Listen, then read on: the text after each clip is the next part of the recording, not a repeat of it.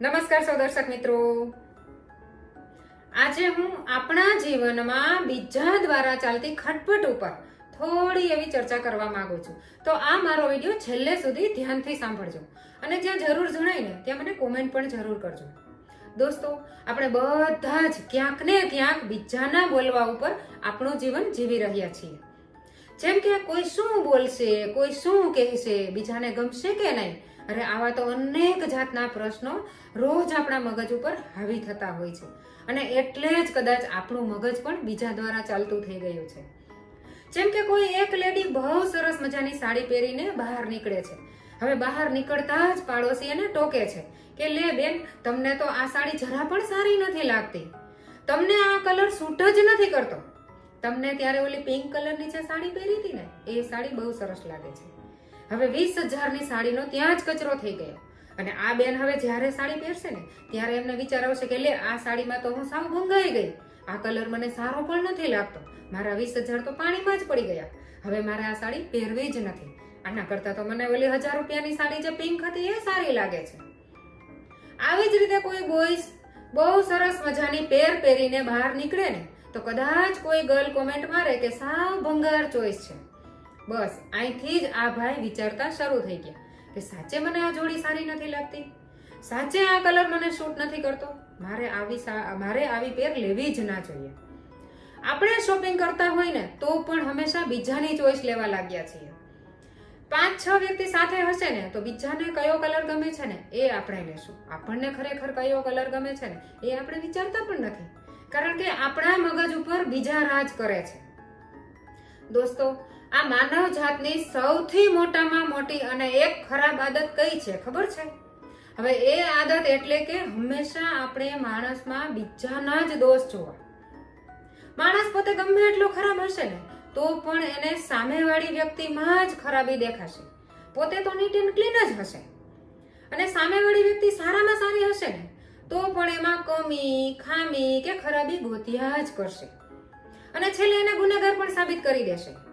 હવે વધતે ઓછે અંશે લેડીઝ અને જેન્ટ્સમાં આ બધામાં ક્યાંક ને ક્યાંક આ ખરાબ આદત હશે ને હશે જ. દોસ્તો, આપણે ક્યારેય એવું વિચાર્યું છે કે જીવન તો આપણું છે, આમ છતાં પણ આપણા જીવનમાં કેમ અને કઈ રીતે જીવવું એ આપણા ક્રિટિસાઇઝ નક્કી કરે છે. આ માટે હું તમને એક બહુ સરસ મજાનું એક્ઝામ્પલ આપવા માંગુ છું. હવે એક ભાઈને ત્યાં પ્રસંગ હતો. હવે ત્યાં આ પ્રસંગમાં કોઈ પૈસાદાર વ્યક્તિ ઠીક એવા કપડામાં અને ઠીકઠાક કારમાં આવે છે.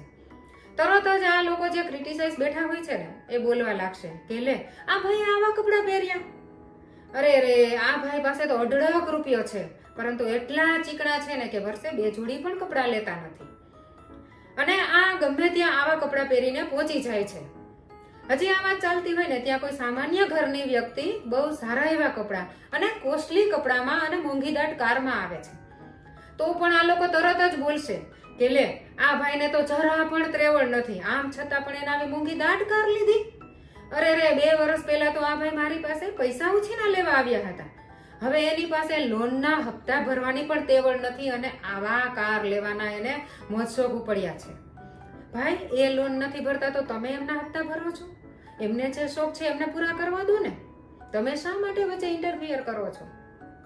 હજી આટલેથી નહીં અટકે હો. હવે જેમની ઘરે પ્રસંગ છે ને હવે એમના ખોચા ગોતવાનું શરૂ કરશે કે લે, આ ભાઈએ તો નાની એવી ઇવેન્ટમાં આવા મોટા એન્કરિંગ ને આવી મોટી બધી સજાવટ કરી છે, આટલા મોટા બધા દેખાડા કર્યા છે, હવે એને શું છે ને બધી મને ખબર છે. આ ભાઈ ખોટા આવા દેખાડા કરે છે. હું હોય ને તો આ પ્રસંગ સાવ સાદાઈથી કરી નાખું, હું આવા કોઈ ખોટા દેખાડા કરું નહીં, પરંતુ આ ભાઈને તો આવા દેખાડા કરવાની ને હવા મારવાની પહેલેથી જ ટેવ છે એટલે આ ભાઈ આમાં ફસાઈ ગયા. હજી આટલું પૂરું નથી થયું, હજી આ લોકો જ્યાં જમવા જશે ને તો તરત જ બોલશે લે, આ ભાઈએ તો કેટરસ તો સાવ સાદું રાખ્યું છે, હવે જમવામાં આટલા બધાને આમંત્રણ આપ્યું છે અને કેટરસ સાદું રાખ્યું છે, આમાં તો એને સાવ કંજુસાઈ કરી છે. થોડું એવું સારું કેટરસ હોત તો કેવા બધા પ્રેમથી જમત. હવે આમંત્રણ આપવું તું તો કઈક ભાવે એવું કરાય ને. અરે ભાઈ, હવે વાં એને દેખાડા કર્યા, અહીંયા કંજુસાઈ કરી, હવે આ બિચારા ભાઈ કરે તો શું કરે? તમને શાંતિથી ઇન્વિટેશન આપ્યું છે તો એમના પ્રસંગને માણો અને મજા કરો. એને એમને ગમે ને એ કર્યું છે, તમને ગમ્યું એ એને નથી કર્યું. શા માટે તમે વિચારો છો કે તમને ગમતું એ લોકો બધું કરે? હજી આ બધી વાતચીત હજી ચાલતી હોય ને ત્યાં કોઈ ગર્લ થોડા એવા બોલ્ડ કપડામાં ત્યાંથી નીકળશે અને 4-5 વ્યક્તિ એમને જોતી પણ હશે તો પણ તરત જ આ લોકો બોલશે કે લે આ છોકરીએ તો આવા કપડાં પહેર્યા છે, આવા તે કઈ કપડાં પહેરાતા હશે, આ છોકરીઓ આવા કપડાં પહેરે છે ને એટલે જ બોયઝ રેપ કરે છે. આમાં બિચારા બોયઝનો શું વાંક છે? વાહ રે ભાઈ વાહ, શું તમારું લોજિક છે, ખરેખર તમારા લોજિકને તો ધન્યવાદ. હવે ગર્લ્સને કેવા કપડાં પહેરવા, શું પહેરવું, ક્યાં પહેરવું એ બધું જ ભાઈઓ નક્કી કરશે.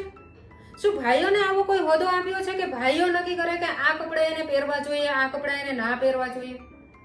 ભાઈઓ, ખાસ એક વસ્તુ તમને કહેવા માંગુ છું કે તમે તમારા હોર્મોન્સ પર કંટ્રોલ રાખી શકો છો ને તો પછી તમે તમારા હોર્મોન્સ પર કંટ્રોલ રાખો ને તો પણ ગર્લની ઇજ્જત બચી જશે, તો પણ એ પોતાની ઇજ્જતને સાચવી લેશે.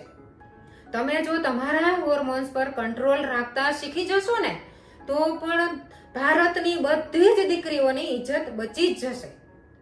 દોસ્તો, આપણે બધા જ ક્યાંક ને ક્યાંક હંમેશા બીજાનો જ દોષ ગોતીએ છીએ, બીજાના જ ગુનાઓ, બીજાનો જ વાંક ગોતતા થઈ ગયા છીએ.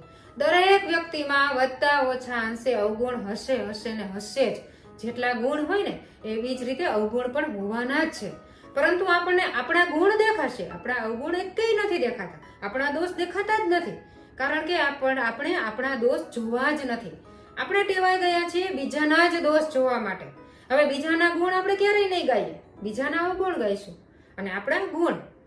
થોડો રેશિયો જો આ ચેન્જ થશે ને તો માનવ છે ને એ માણસાઈ બતાવતા થઈ જશે. દોસ્તો, મારે આ સબ્જેક્ટ ઉપર તો ઘણું બધું બોલવું છે, પરંતુ હવે ક્યારેક નેક્સ્ટમાં. ધન્યવાદ.